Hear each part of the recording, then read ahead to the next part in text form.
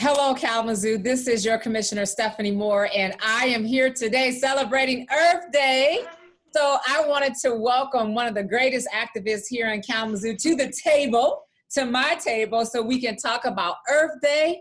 We can talk about climate change. We want to talk about how we love even more Mother Earth, and even talk about some things that we can do here locally. So I am so honored to introduce to you my very good friend, Dave Benac. He's here from Kalamazoo, and also the Vice President of the Sierra Club. Yeah, our local chapter. The local chapter, Vice President of the Sierra Club. But Dave, you're no stranger to Kalamazoo. We all know you. We all completely respect your work and the things that you do and the education that you continue to bring to the community. So I am just so proud to have you here at the table. Well, thanks a lot, Stephanie. It means a lot. That's kind words. I'll see if I can live up to it. So let's talk about Earth Day. It's April 22. This is something that happens annually, but I think these are some things that we should be thinking about every single day. So let's talk about Earth Day. What should we know? What's special about it? And let's get into it.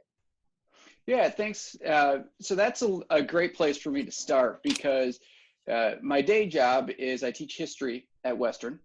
And my area that I focus on is environmental history. Mm-hmm. And that's really come into play this year because this is the 50th anniversary of Earth Day. So I've been doing a lot of talking about where did Earth Day come from and why that's important. So just just real quick is that 1970 is the first Earth Day. So 50 years this year. And it started, there's a Senator Gaylord Nelson out of Wisconsin, a federal senator. And he had a long record of protecting public lands, and he was really frustrated that the rest of his colleagues in DC weren't doing their jobs, he thought. And in 1969 was the oil spill off the coast of Santa Barbara. It was the first major oil spill off the coast in the United States. It's still today one of the biggest oil spills in U.S. history. And it was so dramatic and so devastating. And there was really no regulations in place for oil companies that Senator Nelson decided that he knew his colleagues in DC weren't going to do anything unless people forced him to. And that's where Earth Day came from. He wanted a national grassroots mobilizing effort that would force his colleagues to do their job and protect the environment for the better health of the entire country. And so that's what I think is important. We need to keep that in mind. We can't count on elected officials to just out of the goodness of their heart do what we want to see done. We need to put the pressure on elected officials by organizing, working together, and demanding the kind of changes that we need. And to me, that's what Earth Day is about. Absolutely. So really fostering that appreciation of the Earth's environment, making that awareness of the issues that even threaten our Earth. And it's important not just for legislators, but for the community as a whole. So there's groups here that are doing tremendous work. You're Vice President of the Sierra Club. Talk a little bit about that and some of the efforts that you all have underway. The Sierra Club is doing a lot of good things. And so just to make sure to keep things in perspective, the Sierra Club isn't an activist organization. Their goal is to enjoy, but also protect the natural world.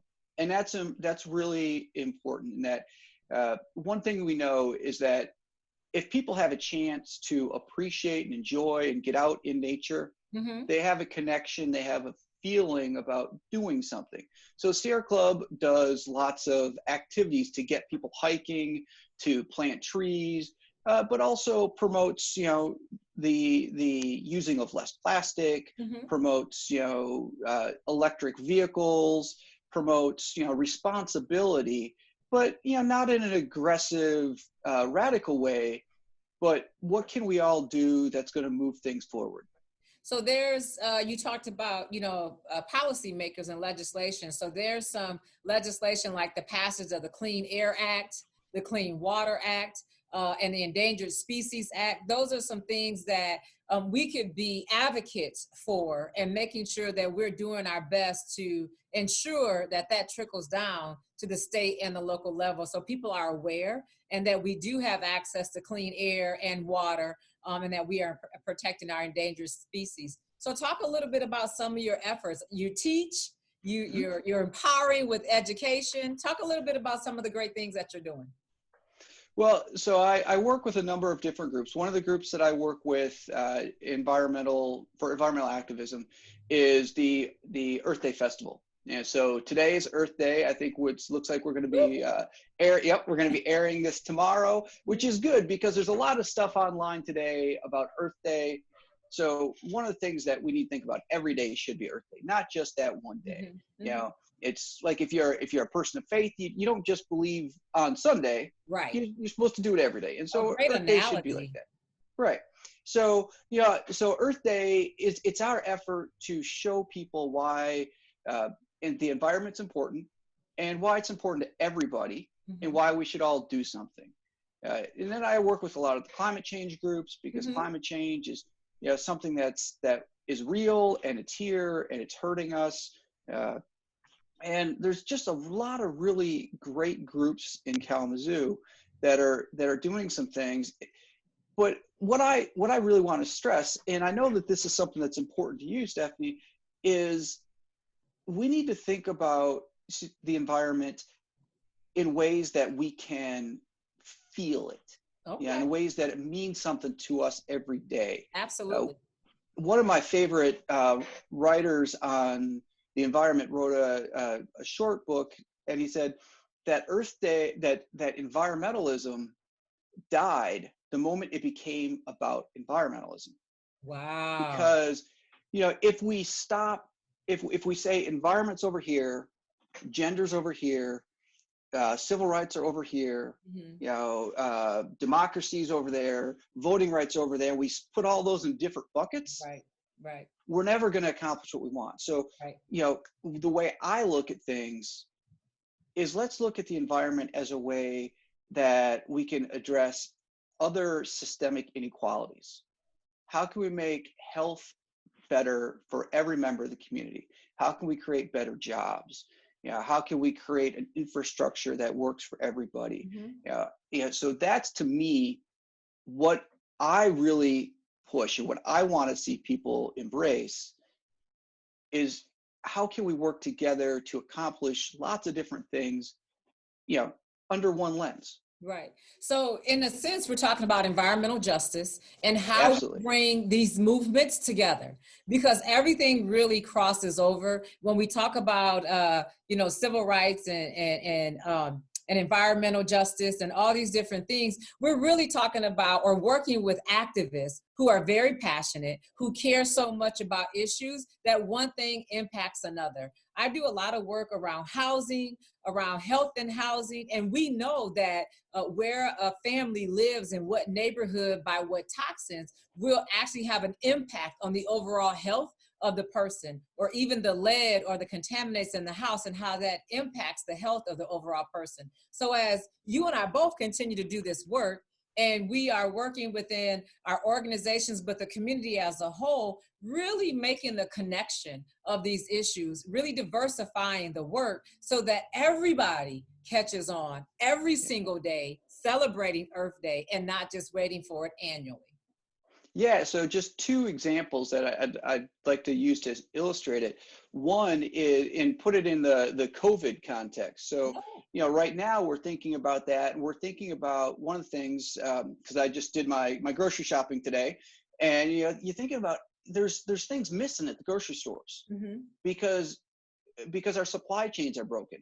And a lot of that's because we don't have workers who are essential to grow and package and manage our food. Oh, yeah. And, one of the really great environmental groups that doesn't seem like an environmental group is Farm Worker Justice. Oh, wow. Because the farm workers, they're some of the people who are most hard hit by COVID because they're working close together. They don't have protective gear, but also they're living in substandard housing. Their sanitary opportunities aren't there. And they work long hours, really hard labor. So the environment's something for them too. Absolutely. And one other one that I really am passionate about is a group called Fight Toxic Prisons. Oh, yes. Yeah, so we're thinking about people who are incarcerated now with COVID, because it's, you know, it's forcing people, you know, maybe they got a 5-year sentence, but they're facing a death sentence because of this virus. Exactly. But, you know, we also have learned that prisons are some of our most toxic environments. Mm-hmm. And so we're, again, exposing people who maybe their time is a 5-year sentence. Right. So, okay, serve out of a 5-year sentence, but that doesn't mean It that should their be a death health should be, sentence. yeah, exactly. And we're talking about prisons that are often very old buildings or institutions that have a lot of contaminants, from lead to asbestos. They have water inequalities. And when we look at it in terms of this COVID-19 pandemic that we're dealing with, there's no way to really ensure 6 feet social distancing. There's no way to really make sure that all these individuals have the mask and the gloves to actually cover up to protect themselves. And you have people that are in and out of these facilities, but no real plan. So I just have to tell you, I totally applaud you for thinking about a sector of our community that's often forgotten and left behind, and how important, not just Earth Day, but this work is to people who are not necessarily at the forefront. And that's why I invite people like you to the table, where discussions are being had and plans and strategies are being made, so we can highlight these great issues. What are some of the things that we can do, partnering with you in your work, or do some actions, especially this whole week of Earth Day week? Well, I think the easiest thing, and this is something that everybody will say, is just be conscious of your actions. You know, if you have an option to drive somewhere or walk the same place, and you have the time and the capacity to walk, then walk. You know, it's going to be better for your health, and it's better for the environment. Right. You know, just think a little bit more about your actions, and use a reusable water bottle or a reusable grocery bag. You know, all those small things make a difference. But then, you know, our personal actions are important, but it's working together that is going to make the world a better place. You know, right now we can't gather, but, you know, at some point that's going to change. Yes. And then you find people and you get into a group, whether it's the Citizens Climate Lobby or the Earth Day group or Sierra Club or Extinction Rebellion or 350.org or whatever it is, whatever group speaks to you, get out there and work with them, because that amplifies your voice so much. And, you know, being on the call with you, talk to your electeds. Yes. Because, you know, no matter how hard an individual works, that individual cannot do nearly as much as an elected official can. So, you know, it's talk to electeds and form relationships with those people and say, hey, this is really important.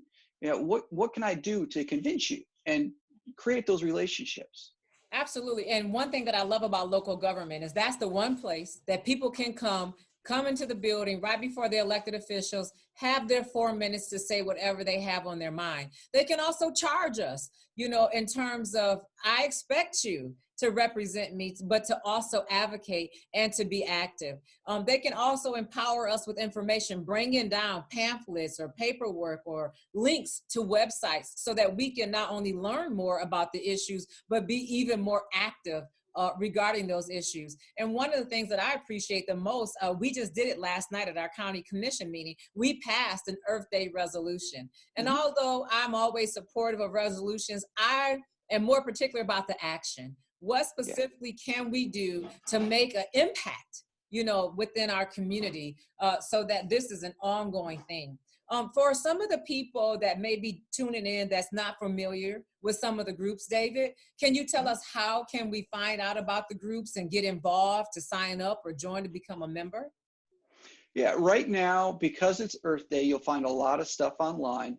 And the Earth Day, Kalamazoo Earth Day Festival is partnering with the Kalamazoo Climate Coalition to put on virtual Earth Day events for the entire month. So we're really focusing on Earth Week. All week we've got a lot of things going on. So if you go to the Kalamazoo Earth Day Festival Facebook page or kalamazooearthday.com, which is our website, you'll see a lot of our partner groups. So we're doing a lot of work with the Nature Center, with the Sierra Club, with Climate Coalition, with Citizens Climate Lobby and other groups. So that's a good place to find groups that are doing things that speak to you. Okay. Yeah. So even when, we think about doing things that come natural to us, like buying a car.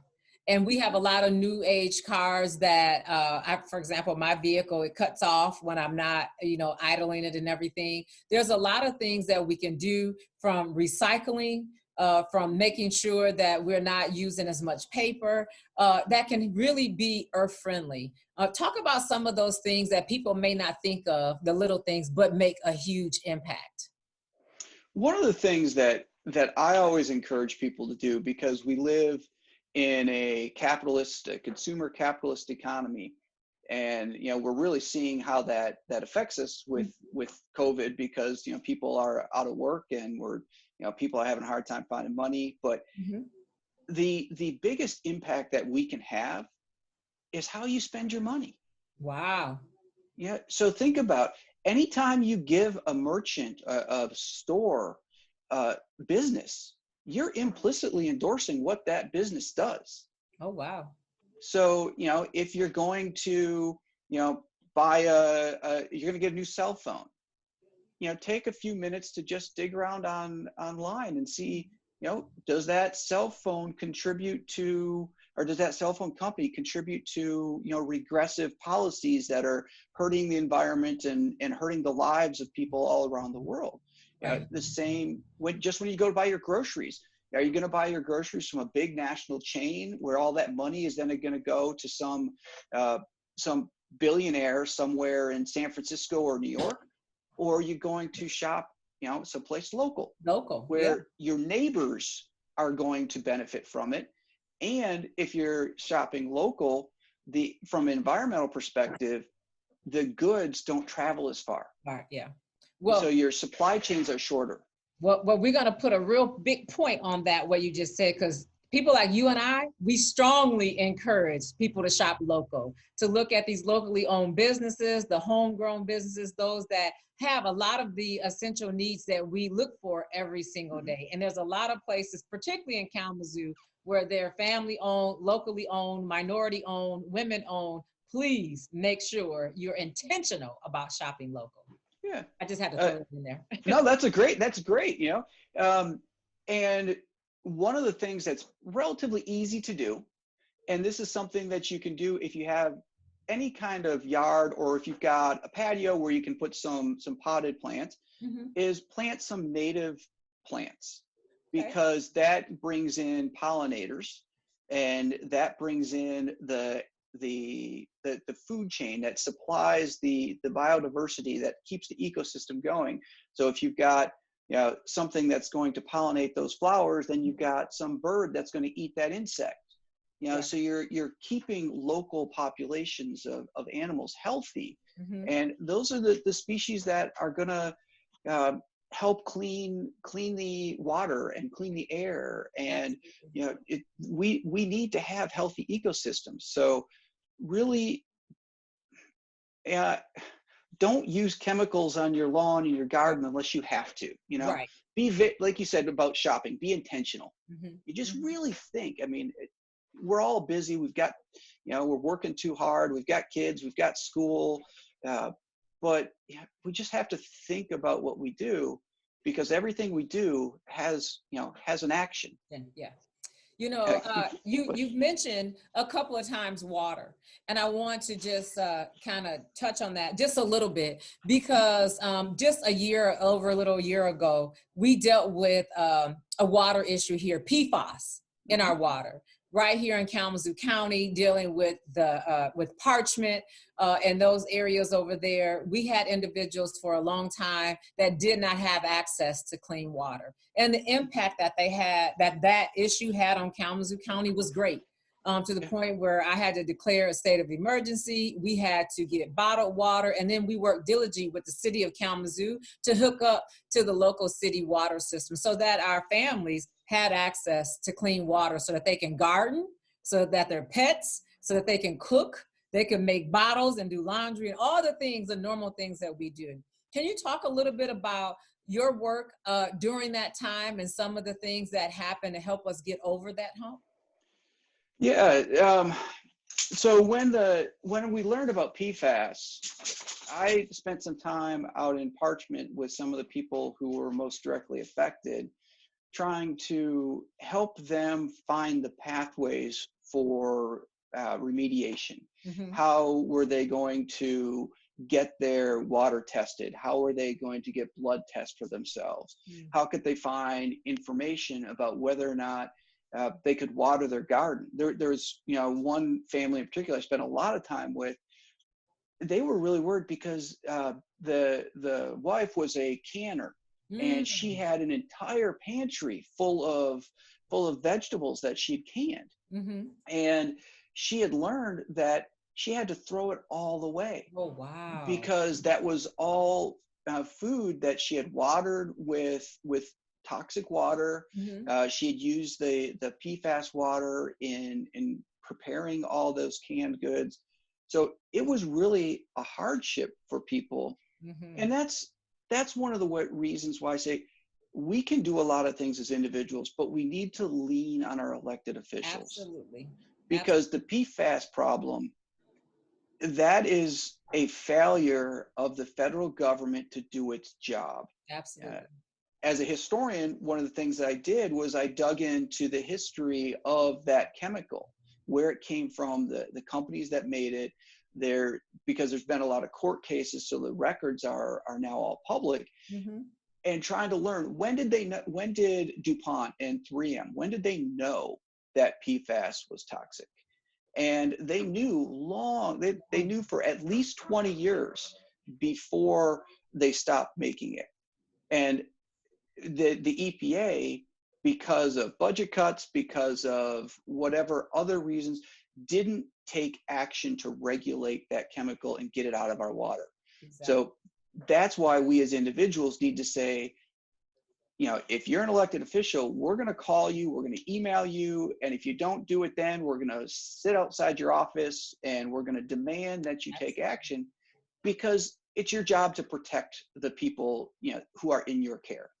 So we're talking about elected officials. This is a major election year. We're looking at candidates that are going to be knocking on our doors and calling our phones and asking them for the most precious thing that we have, which is our right to vote. Mm-hmm. As environmental activists, what are some of the questions we should be asking some of these candidates?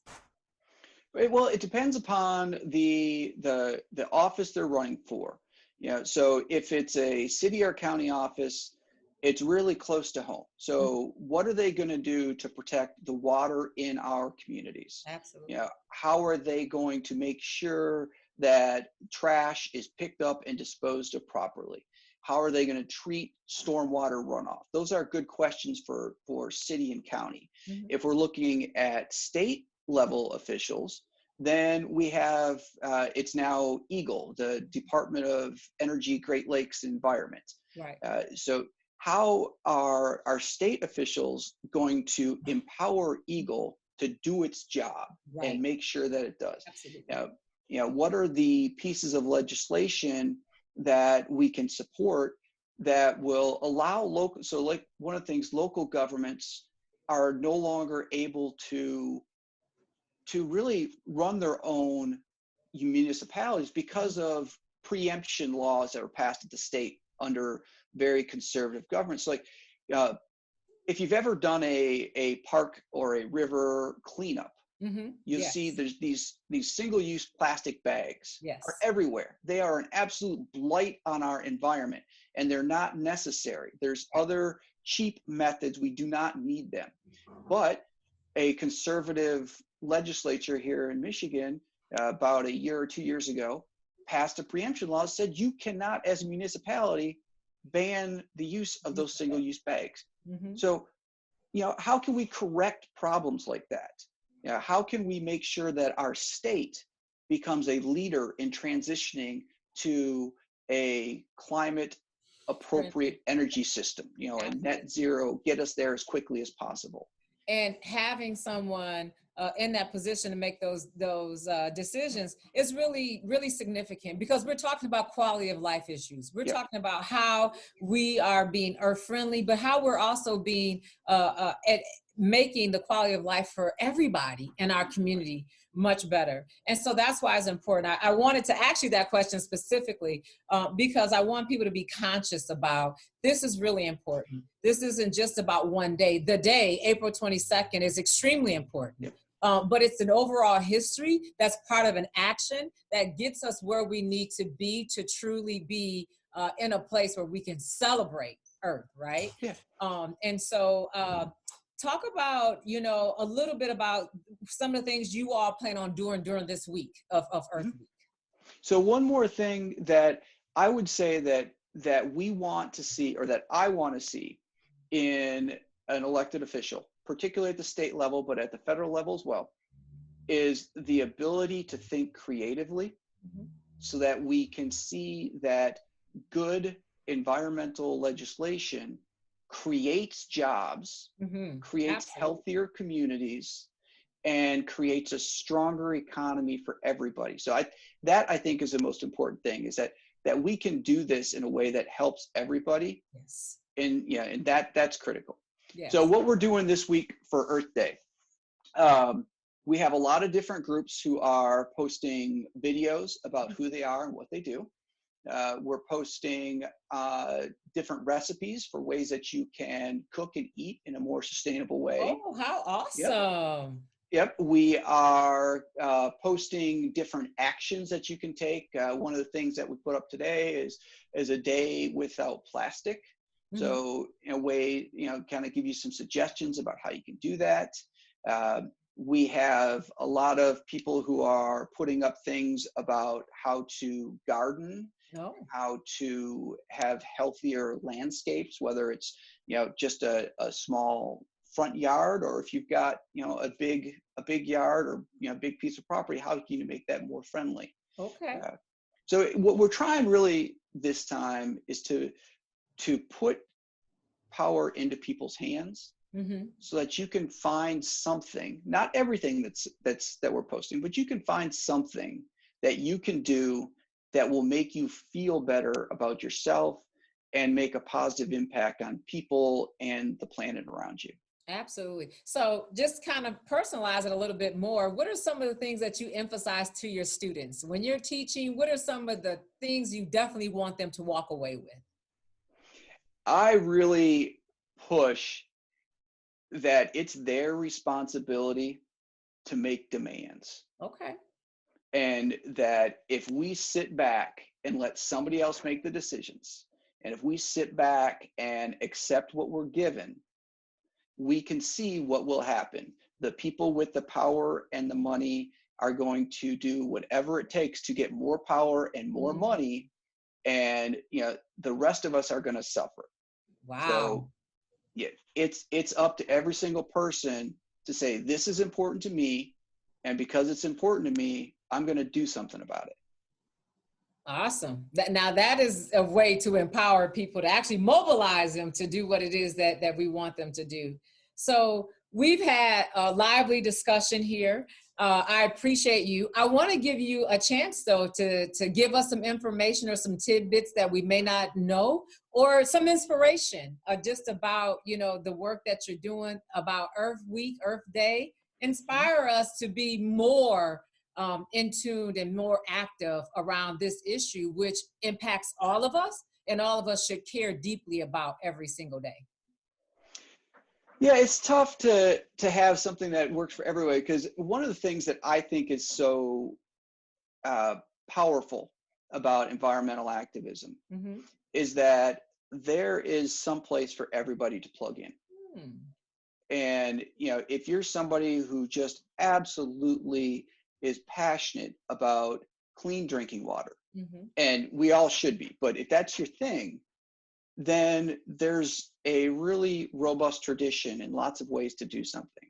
If you're somebody who really just cares about animals and you want to see that animals are treated well and that they have an opportunity to live a life just like humans do, then there's lots of things you can do. If you're somebody who loves plants and trees, then you can do it. Or if you just, if you have a family member who got asthma because they live in a polluted neighborhood, I think the most powerful thing is to find something that is meaningful to you and then do something. And and it doesn't need to be that you're going to go lobby Gary Peters and Debbie Stabenow, our federal senators, and try to get them to do pass some huge piece of legislation. It can be going to the city or county commissioner and saying, hey, can you do something to make sure that we have more green space in our neighborhoods where kids can play and be healthy? It's those kinds of things that they're cumulative. We get one win and that win leads to the next one. Right. So people are going to see this on social media. We're going to be broadcasting all over. And if they see it and they say, I want to go find this work right now, this week, where can we show up to where, well, you know what, we're all in quarantine. So we'll be finding each other on Zoom. Right. So, but the two main outlets we have for the things we're doing are Facebook and our website. Okay. So you can just go to Kalamazoo Earth Day on Facebook, or you can go to KalamazooEarthDay.com on the web. And that will get you plugged into all the different things we're doing. You can go back in time on the threads and find things we've done in the past. And the group of people who are putting Earth Day on this year, the core group, some of us have been around doing this. This is our 4th year. So you'll be able to find a pretty good trail of different types of things we've done and get some good ideas for what you could do going forward. Oh, awesome. So we'll make sure that we'll put information in the links once everything posts. Everybody, the community, this is my very good friend, David Benac. He's a resident here in Kalamazoo, a powerhouse, if you will, and someone who is deeply respected in this community and very passionate about the work that you do. So I want to personally applaud you. Yay! Because thank you, Stephanie. Amazing work. And it's not behind the scenes. You're being very impactful. You've stepped out there. You've got out there in the public to truly make a difference. And I want you to know that it's noticed. So thank you for coming to the table and having the talk about Earth Day, Earth Week, and the many things that we can do to stay involved. Now, is there a way that people can contact you? Are you on social media as well? Yep, you can find me on Facebook and Twitter, just under David Benac. All right. Well, again, thanks for coming. I hope that you come back soon because we have a lot of work to do here in Kalamazoo. Yes, we do. There's a lot of great topics that we should be talking about, that a lot of these things are intertwining or intersecting, if you will. And I hope that we can continue to do great work together, informing and empowering the community. Thank you, Stephanie. I got your commitment. Keep it up. Back. Absolutely. I'll be back anytime you want. Absolutely. Thank you so much. And definitely power to the Sierra Club here in Kalamazoo and to all the amazing organizations that's doing great work on the behalf of our community and families and Mother Earth. Thanks again for coming. Thank you. All right. Bye-bye. Bye.